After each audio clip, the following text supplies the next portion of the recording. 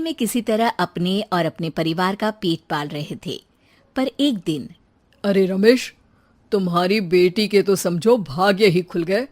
वकील लड़के का रिश्ता आया है। अरे वाह, कब करना चाहते हैं शादी? वो लोग तो जल्द से जल्द ही करेंगे। बाकी शाम को मैंने रेखा को देखने के लिए बुला लिया है। तेरा घर छोटा है तो तुम लोग मेरे घर ही आ जाना। राकेश और उसकी बीवी सारी तैयारी के साथ रोहित और रेखा की शादी कर देते हैं। लेकिन अगले ही दिन देखो रेखा, शादी भले ही हो गई है, लेकिन तुम ये मत सोचना कि मैं किसी जोरू के गुलाम टाइप रहूंगा। रेखा को रोहित की बात अजीब लगती है।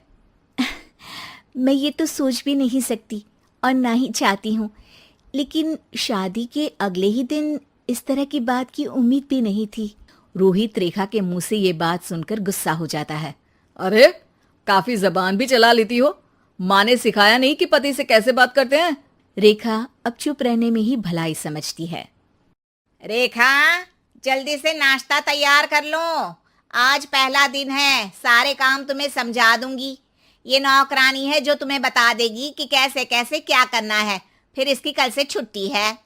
रेखा भी ससुराल में जी जान लगाकर काम करने लगती है। खाली समय मिलता तो पति के वकालत की किताब उठाकर पढ़ने लगती। ये क्या, जब देखो तब पढ़ती रहती है। अच्छा सुन, कल पिता के घर से 20,000 रुपये लेकर आना। मेरे छोटे बेटे की फीस भरनी है। लेकिन पापा क्यों भरेंगे उसकी फीस? अरे वाह जी वाह, पापा क्यों भरेंगे? तो ये बता, हम क्यों रखेंगे तुझे यहाँ? क्यों खाना देंगे फ्री में? अरे, क्योंकि मैं बहू हूँ इस घर की।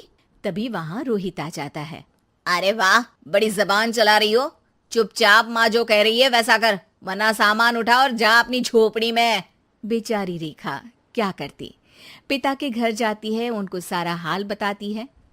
पिता भी जैसे तैसे पैसों का इंतजाम कर बेटी को ससुराल के लिए विदा करते हैं। देखा, अब कहाँ से आए पैसे? अरे बहुत माल है तुम लोगों के पास, बस सीधी उंगली से निकालते नहीं। नहीं नहीं माँ, पापा ने अपनी मोटरसाइकिल बेचकर पैसों का इंतजाम किया है। पता नहीं अब वो ऑफिस कैसे जाएंगे। अरे वाह भाई, ये भी हम सोचे।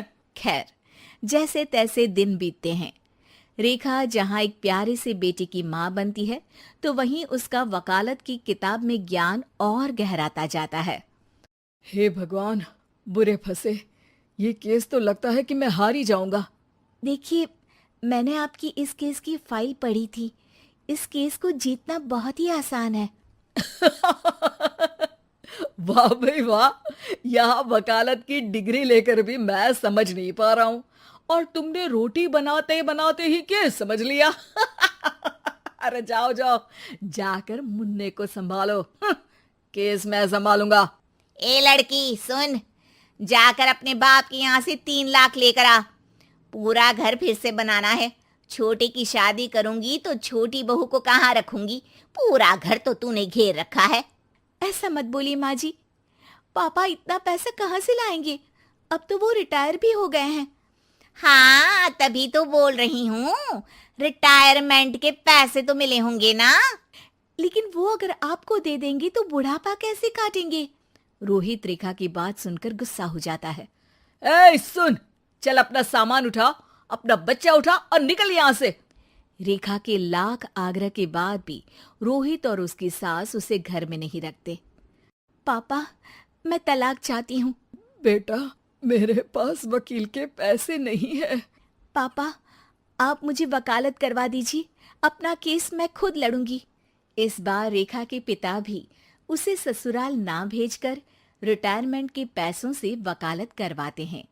और फिर एक दिन कोर्ट के बाहर, रोहित, आज तुम अपना ही केस हार गए, वो भी उस लड़की से जिसकी तुमने कभी कदर ही नहीं की। रेखा, मुझे माफ कर दो।